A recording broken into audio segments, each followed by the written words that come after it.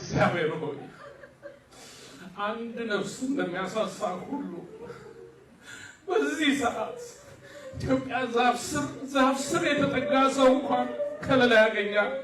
ሽማግሌ ስር የተደበቀ ከለላ ያገኛል። ከለላ የሌላቸው ዜጎች እንደ ጭራሮ ይቃጠላሉ ኢትዮጵያ ውስጥ።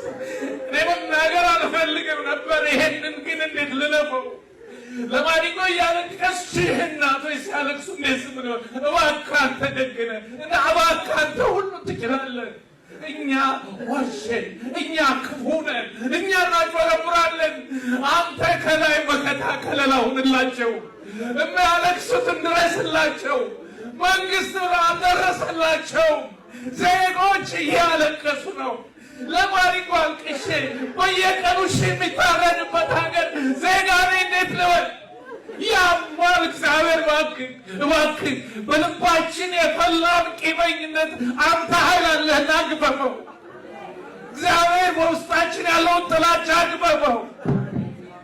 በቻልኩና ባስተማርኳችሁ ውስጤ ታምሮ የምናገረው አላለቅስም ብዬ ነበር የመጣሁት።